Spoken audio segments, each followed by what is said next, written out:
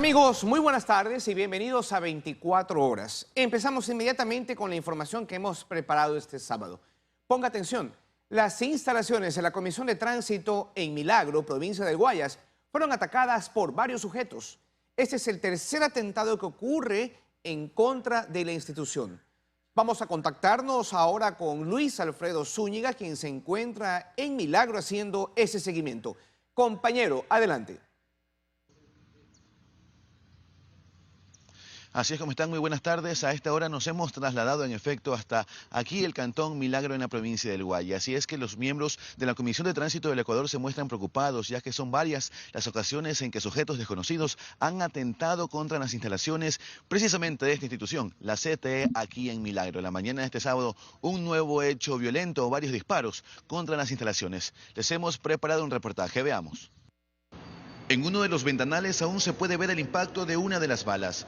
Y es que pasadas las 6 de la mañana de este sábado, sujetos desconocidos a bordo de una moto llegaron a los exteriores de las instalaciones de la Comisión de Tránsito del Ecuador, en Milagro, provincia del Guayas, y dispararon. Ingresan el centinela que está ahí en la garita con otro compañero a la carrera, indicando nos disparan, nos disparan. Y veo un individuo allá con casco, con el tapaboca, disparaba no al aire, disparaba hacia el cuerpo de uno. A esa hora de la mañana, cerca de 21 uniformados estaban en formación y se vieron sorprendidos por los disparos, que no fueron al aire, sino directo contra las instalaciones. Hicieron 7 detonaciones. Nos protegimos con los vehículos los que estaban aquí. Luego de esto, los dos sujetos huyeron en motocicleta. Los miembros de la CTE se muestran preocupados, pues este no es el primero, sino el tercer hecho a modo de amenaza que cometen contra ellos. Lo primero fueron unos disparos de advertencia, se puede decir. Disparos al aire, de ahí dieron unos panfletos. La semana pasada fue acá, en cambio, a esta altura, un taco de dinamita. A través de mensajes, estas mafias también están amedrentando a los agentes, pidiendo incluso la separación de las filas de la institución, de algunos uniformados. La policía no adelanta aún qué hechos están motivando estas amenazas y atentados, pero reconocen que hay bandas que operan en el Cantón. Tenemos conocimiento que este es el tercero de los atentados. Como Policía Nacional estamos realizando las investigaciones necesarias. Se ha aperturado una investigación aproximadamente con fecha 21 del mes pasado. Lo que piden desde la CTE es mayor resguardo, pues con panfletos, mensajes, disparos y explosivos están intentando evitar que hagan su labor. Esa es la información a esta hora. Por supuesto, se espera que por parte de la policía se dé con los responsables de este nuevo atentado contra las instalaciones de la CTE aquí en Milagro. Continúan con más en estudios. Muy buenas tardes. Muy buenas tardes, compañero. Y seguimos informando. Escuche bien, cuando son las 1:04 de la tarde les contamos que en Quito empezaron los operativos de control para dar cumplimiento a la normativa que prohíbe la circulación de dos hombres en moto. Vamos a contactarnos ahora con Alberto Luna, quien está haciendo el seguimiento y nos informa desde la capital. Hola, compañero, adelante.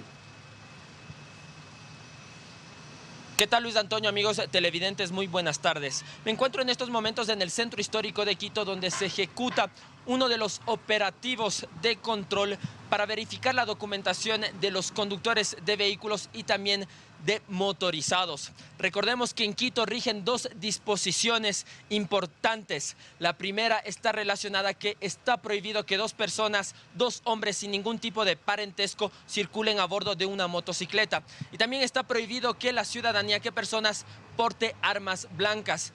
Ayer conversamos con el alcalde de Quito y nos informó que se reunió con autoridades de la Policía Nacional y también de las Fuerzas Armadas para justamente determinar, delimitar cómo se van a desarrollar estos operativos a lo largo en el transcurso de este fin de semana. Les tenemos un reportaje al respecto. Los operativos contra la inseguridad se incrementan en Quito. Se enmarcan en las recientes disposiciones que rigen en la capital. La prohibición de porte de armas blancas y que dos hombres circulen en una moto. Para la mayoría de habitantes de la ciudad se trata de medidas necesarias en la lucha contra la delincuencia. Realmente es algo importante que esto lo hagan, no solamente en el día, sino sería bueno que también lo hagan en la noche por la inseguridad y la violencia que hay. Parece muy bien que estén haciendo control, todo eso, más que todo por más seguridad de las personas de aquí de Quito. La tarde del viernes, el alcalde Santiago Guarderas mantuvo una reunión con autoridades de la policía y de las Fuerzas Armadas para coordinar las acciones que se ejecutarán estos días. Estamos generando las estrategias que nos permitan hacer un control mucho más severo. Hemos nos hemos puesto de acuerdo en intensificar los operativos interinstitucionales. Ahora mismo hemos iniciado ya una fuerte campaña. Uno de los operativos con mayor participación policial y de funcionarios del municipio empezó en el sector de Quitumbe y recorrió varias calles del sur de la ciudad. Esto va a ser permanente y vamos a hacer un patrullaje las noches y las madrugadas. En el centro histórico también se ejecutaron controles. Según las autoridades, estas prohibiciones ayudarán a reducir el alto índice de inseguridad que registra Quito, como casi todo el país. Estos operativos se extenderán hasta horas de la noche, se ejecutarán tanto en el sur como en el norte y también en los valles de Quito. Y para conocer cómo se desarrollan estos operativos en Guayaquil, nos contactamos a esta hora con Valery Villalba. Cuéntanos, Valery, ¿cuál es la situación a esta hora en el puerto principal? Gracias, buenas tardes. Así es, efectivamente, nosotros nos encontramos en el norte de Guayaquil, una zona en donde hay gran movimiento de motocicletas, de conductores que conducen estos vehículos livianos. Y justamente hemos podido conversar con ellos sobre las apreciaciones que tienen en torno a esta resolución que ya es oficial, que prohíbe 24/7 la circulación de 2 hombres en moto. Por a continuación, les tenemos más detalles en el siguiente reportaje. Cambios importantes en temas de movilidad y una salida para tratar de disminuir en algo el alto índice delictivo en el país. Y es que según las estadísticas, el 77% de los delitos a nivel nacional se cometen con 2 personas en moto. Y en Guayaquil específicamente se da en un 60%. Por ello que desde este viernes la ANT, publicado en el registro oficial, prohíbe la circulación de 2 hombres en moto en todo el territorio nacional. Este no es un capricho. Es una decisión que se fundamenta en una estadística y en una realidad delictiva que existe en todo el país. Y todos los municipios del país deben ajustarse a esa normativa. En Guayaquil, emitida esta resolución, aún no se realizan operativos, ya que se planifica un alcance para los próximos días a la ordenanza ya existente, que prohíbe la circulación bajo este criterio en horarios de 7 de la noche a 5 de la mañana. Cada motociclista debe tener en su casco el número de placa de la moto. Sin embargo, se reconoce que esto será un golpe para las familias guayaquileñas. La mesa de tránsito la está analizando por los horarios. Y salimos a las calles a consultar su opinión, sobre todo en fines de semana en donde la recreación familiar incrementa y también el comercio. Está muy bien eso. O sea, sí ayuda un poco, ¿no? Por el tema de lo que normalmente los actos delictivos se cometen con 2 personas en moto. Pero otros, desde ya, aseguran sentirse afectados. Porque uno a veces anda con amigos que vamos al trabajo así y nos perjudica bastante. En Guayaquil, 30 motos son retenidas de forma diaria por diferentes infracciones y para los próximos días se busca hacer cumplir esta resolución, mientras se siguen sumando esfuerzos para darle frente a la ola de criminalidad que en la zona 8, Guayaquil, Durán y San Borondón, ya cruzó la barrera de las 600 muertes violentas en apenas 6 meses. Bien, por esa razón es que no se han efectuado todavía los operativos aquí en la urbe porteña, pero lo que han indicado es que ya para los próximos días constará este alcance a la ordenanza que ya existe para poder efectuar, dados la disposición, estos operativos en toda la ciudad y en algo disminuir esta ola de criminalidad, porque ustedes también ya lo observaban, el 60% de los delitos que se cometen en la ciudad de Guayaquil se dan cuando 2 personas están circulando en una motocicleta. Así que es lo que yo puedo comentarles a esta hora de la tarde y más en estudios. Que tengan buenas tardes. Muy buenas tardes, Valery, y gracias por la información. Vamos ahora cuando son la 1:10 de la tarde a contarles que en una reunión prevista para la próxima semana, los alcaldes de la provincia del Guayas empezarán a estructurar el plan de seguridad provincial en el que juntarán esfuerzos con el afán de reducir los índices de violencia. Esto mientras esperan la llegada de los recursos que debe entregar el gobierno central para fortalecer la lucha contra la criminalidad. Cansados de esperar, la próxima semana los 25 alcaldes de Guayas se reunirán para empezar a trabajar en lo que pronto será el plan de seguridad provincial. Así lo anunció la prefecta Susana González. Nosotros requerimos realmente implementar un sistema de mano dura contra la delincuencia, que si no viene desde la política central, nosotros tenemos que hacer efectivo y enlazar todas las iniciativas que se han dado en los diferentes cantones y ponerlo en un plan estratégico provincial que apale esta situación crítica de la inseguridad. La intención, entre otras cosas, es hacer un especie de inventario que permita juntar todos los esfuerzos que por iniciativa propia y sin ser su competencia han hecho los alcaldes en cuanto a la adquisición de vehículos y equipos o la contratación de personal que sirva para fortalecer la lucha contra la criminalidad. Son camionetas o motocicletas que se utilizan para patrullaje o cámaras de videovigilancia que se operan desde completos centros de monitoreo, incluso agentes metropolitanos que han logrado disuadir delitos. Manejar el mapeo integral de todo este aporte que han hecho los diferentes alcaldes de la provincia y enlazarlos con la Corporación Ciudadana de Guayaquil por la capacidad de reacción y respuesta rápida que deben tener, la información que cada sala situacional registra. Uno de los cantones más pequeños de la provincia es Simón Bolívar. Pese a sus limitados recursos, allí el 70% del territorio está conectado y vigilado. Vigilamos las 231 cámaras que hemos instalado en nuestro territorio, no solamente en la cabecera cantonal o en la cabecera parroquial, sino también en la gran mayoría de recintos nosotros tenemos cámaras. Tenemos también 17 puntos con cámaras de reconocimiento facial. Costó más de $3 millones y para tenerlo este gobierno autónomo descentralizado tuvo que aplicar un crédito con el Banco del Estado y el Banco de China. La seguridad, todas las encuestas decían que era la primera preocupación de los ciudadanos a nivel país. Y no se diga en la provincia del Guayas, que es la provincia con más índices delincuenciales. En función de aquello, nosotros dimos prioridad. Esperemos que el gobierno en su ofrecimiento destine lo antes posible recursos justamente para apoyar. Las autoridades locales están a la espera de que esos $214 millones de más que por mejoras en los ingresos presupuestarios del país, el Ministerio de Finanzas recientemente anunció que se entregará a los GATS, lleguen. Mientras tanto, se prepararán, estructurando su propio plan de seguridad, hasta que el gobierno central emita también la política pública que establezca las competencias y las acciones que cada nivel de gobierno debe realizar. Luisa María Heredia, 24 horas. Seguimos cuando son las 1:13 de la tarde para contarles que la formación académica sumado a ejercicios prácticos de campo son necesarios para que los miembros de la fuerza pública apliquen con efectividad la nueva ley del uso legítimo de la fuerza. Aunque la normativa establece plazos, expertos sugieren que se debería prolongar este tiempo de socialización. La normativa de 74 artículos regulará el uso legítimo de la fuerza de servidores policiales, Fuerzas Armadas y del Cuerpo de Seguridad Penitenciaria, sí. Pero al estar llena de amplios conceptos jurídicos, principios y protocolos, de poco serviría si la fuerza pública no la conoce, estudia o mucho menos entiende. Eso resalta el jurista Antonio Gagliardo y para ello se necesita formación. Tiene que ser con expertos en materia penal.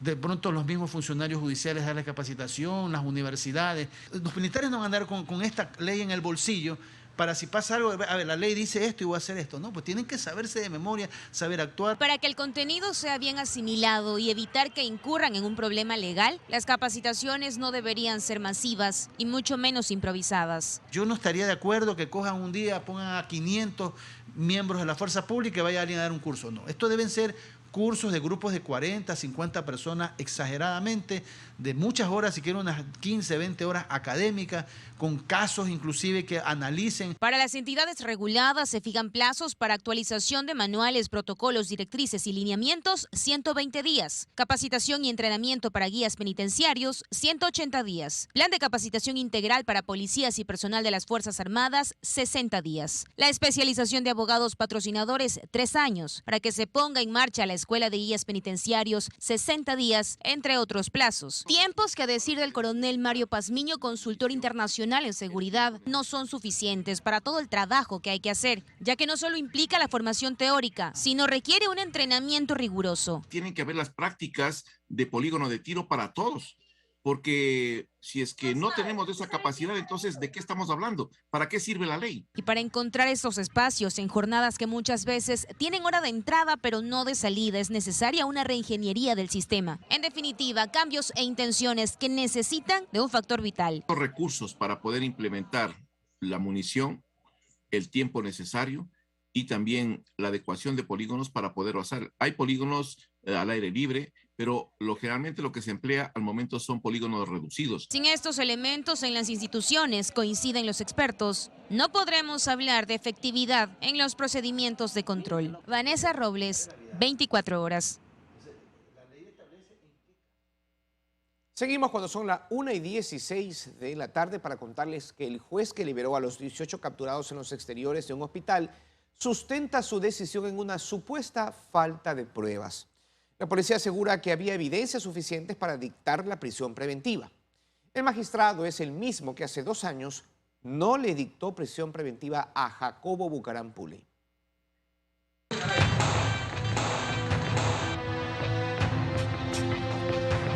Es el juez de garantías penales, José Miguel Torres López, quien hizo posible que los 18 capturados en el parqueadero de un hospital de Guayaquil, acusados de asociación ilícita y tenencia ilegal de armas de fuego, estén libres. Pese al pedido de fiscalía, el juez José Miguel Torres López decidió no dictarles prisión preventiva, sino medidas alternativas, como la prohibición de salida del país y la presentación semanal ante la autoridad. Él dice que las evidencias que le presentaron en la audiencia no fueron suficientes. Esto pese a que dentro de los 3 vehículos en los que llegaron los individuos hasta el sitio, policías hallaron 3 armas de fuego, 31 municiones y más de $1.000 y 250 euros en efectivo, cuya procedencia no pudieron justificar. Que a ellos los cogen con armas es faltar a la verdad. A ellos los cogen reunidos en un parquecito donde estaban supuestamente comiendo chaulafán. Y hasta el que cuida carros también lo cogen. Dice el capitán de la policía que ha visto en un video que entraron en esos 3 carros 18 personas, pero no dicen quién iba conduciendo, quién iba en los vehículos. Y cada una de esas armas estaban escondidas en el panel de esos vehículos. 11 de los 18 detenidos tienen antecedentes penales por tráfico de drogas, porte de armas, municiones y explosivos, ataque y resistencia, asociación ilícita y delincuencia organizada. Pero ese prontuario, ha dicho el juez José Miguel Torres López, que al momento de la audiencia no tenía relevancia. La ley no me faculta para en el momento de yo valorar si les ordeno o no les ordeno prisión preventiva. No me faculta ver pasado judicial.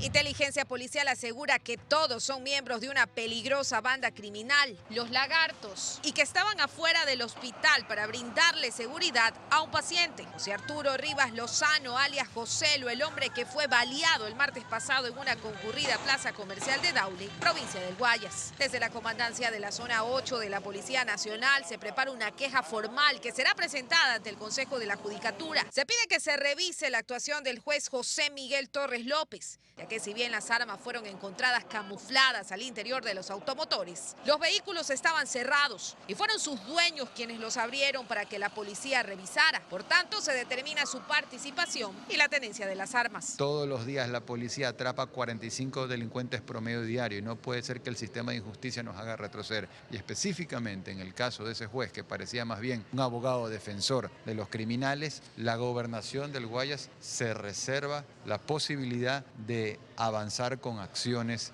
legales. El 28 de junio se realizará una nueva audiencia en este caso. La presidenta de la Corte Provincial de Justicia del Guayas, Fabiola Gallardo, hizo un llamado a los jueces y a todos los tribunales superiores para que sean diligentes en sus resoluciones y observen en la revisión de las causas aquellas conductas que se encuentran fuera del margen de la ley. En cuanto al juez de garantías penales, José Miguel Torres López, un antecedente. En el 2020 fue él quien negó también la prisión preventiva con fines investigativos que Fiscalía pedía para Jacobo Bucaram Puley, implicado en casos de corrupción hospitalaria. Luisa María Heredia, 24 5 horas. días, el presidente Guillermo Lasso participó en reuniones y encuentros para lograr acuerdos en Estados Unidos, esto en el marco de su intervención en la Cumbre de las Américas.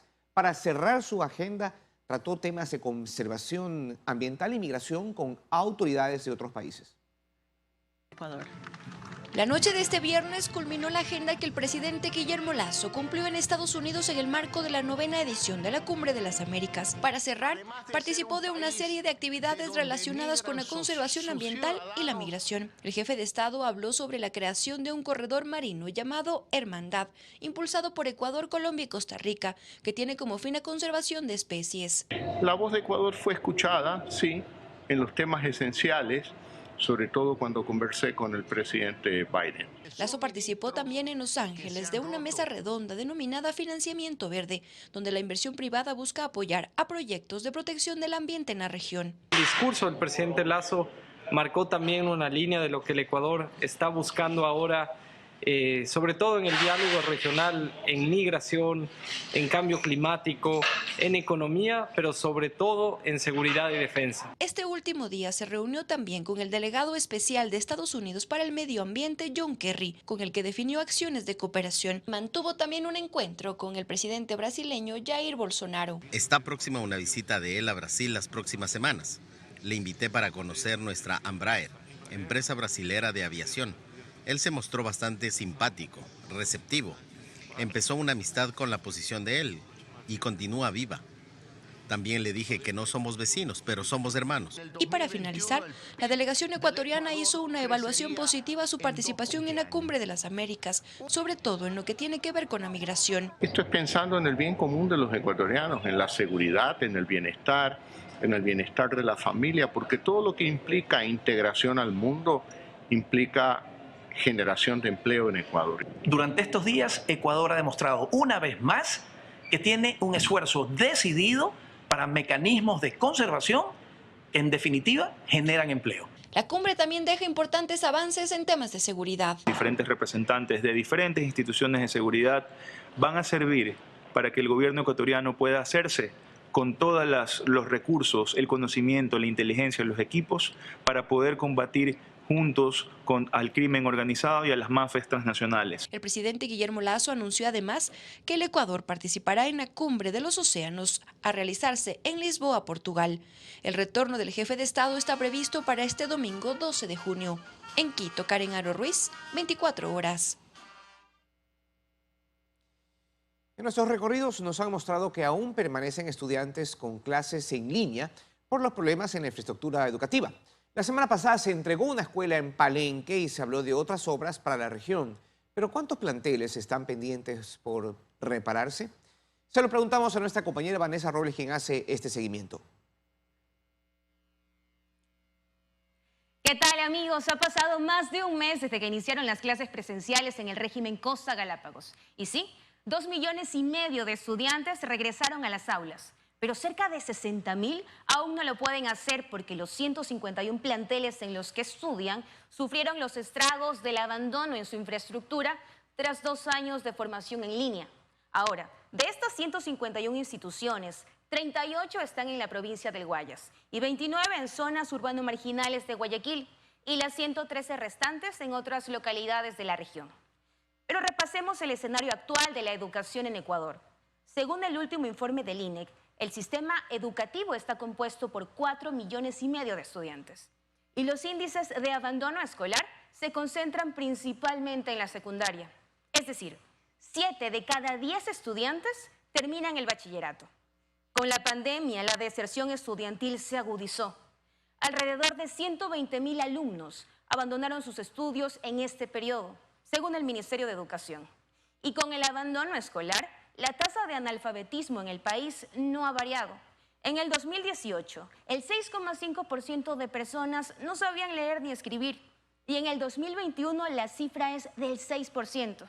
Eso significa que ahora mismo 800.000 personas son analfabetas en Ecuador.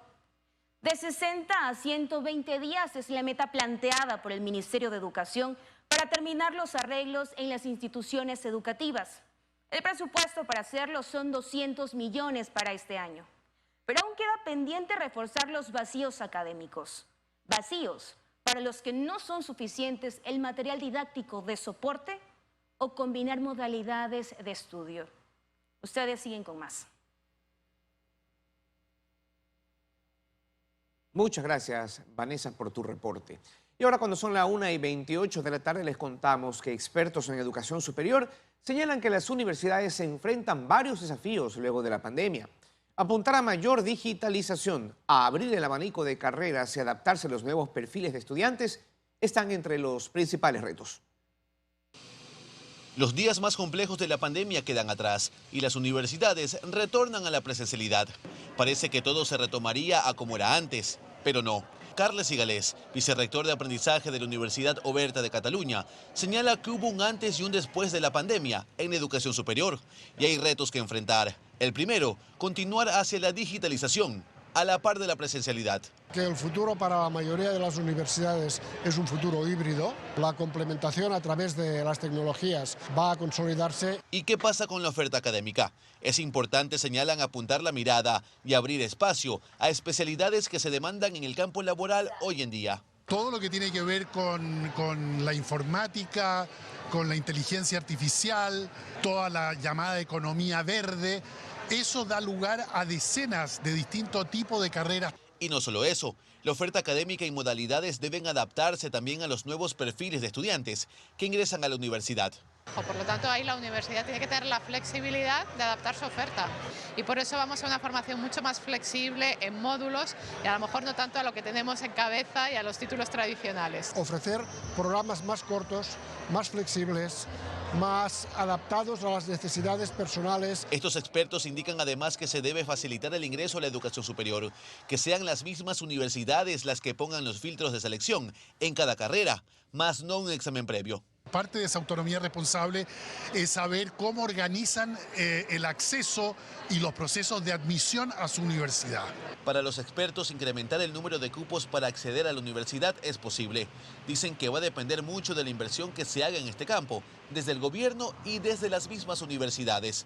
Dar cada vez más cabida a carreras técnicas y tecnológicas será clave. Está creciendo la oferta de cupos técnicos y tecnológicos. Son más bien respuesta a necesidades laborales. A nivel de América Latina, dicen, debe haber mayor cercanía entre universidades, pues existen problemas innecesarios en temas fundamentales. Para el reconocimiento de estudios, reconocimiento de títulos.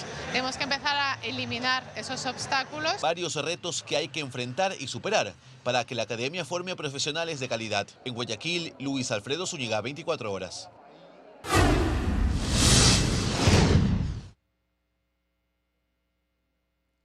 1:31 de la tarde. Les contamos ahora que el número de médicos legistas en Guayaquil, Durán y San Borondón es insuficiente frente al aumento de muertes violentas.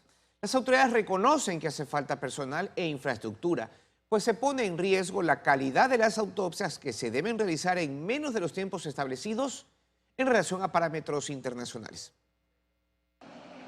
Empecemos por entender cómo funciona. En Guayaquil, Durán y San Borondón, las autopsias médico-legales las realizan especialistas de dos instituciones, la Policía y del Servicio Nacional de Medicina Legal y Ciencias Forenses, quienes realizan su trabajo en los laboratorios de criminalística en Guayaquil.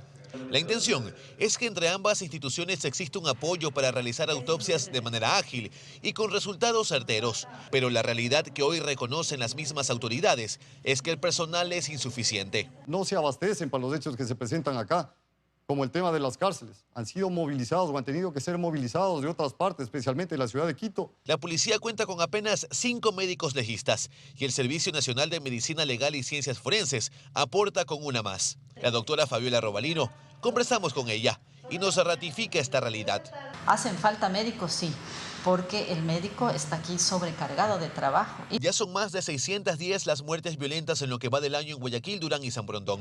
Es evidente entonces que apenas 6 especialistas son insuficientes. Y lo primero que se pone en riesgo es la calidad de las autopsias, pues ante la cantidad de cuerpos por revisar, se debe apresurar el trabajo, dejando a un lado protocolos internacionales. Una autopsia puede llegar a durar 2, 3 o 4 horas en casos sencillos, pero aquí lo estamos haciendo en 40, 30 minutos. No queremos llegar a cometer errores. Quienes se dedicaron a esta actividad años atrás confirman que es imposible continuar con este número tan bajo de especialistas frente al aumento de muertes violentas. Demasiado pocos.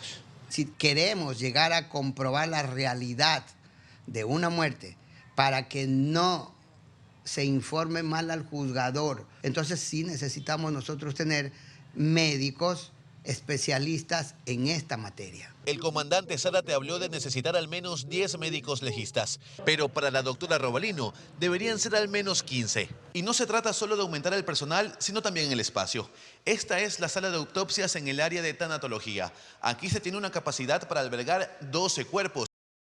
Normal de trabajo puede estar 100% llena. E incluso faltará espacio. Fines de semana, por ejemplo, de 25 a 30 cuerpos. El espacio físico nos queda corto. Visitamos el área de tanatología y mientras la recorremos, la doctora Robalino recuerda que por los pasillos en los que caminamos tuvieron que ser colocados varios de los cuerpos de los privados de libertad que llegaban luego de las masacres más cruentas al interior de la penitenciaría. Aumentan cuerpos, pero no aumentamos el espacio ni los médicos. Que ya se ha solicitado aumento de personal y mejora de capacidad instalada, dicen, pero hasta ahora esto no se da. Estamos esperando que sean fortalecidos estos los servicios especializados de la Policía Nacional. En los laboratorios de criminalística de Guayaquil, Durán y San Borondón sobran las víctimas de muertes violentas, pero faltan manos y espacio para realizar autopsias. Autopsias cuyos resultados se ponen en riesgo. Resultados que luego son claves en las investigaciones para determinar causas, hechos y culpables. El cambio no puede esperar más.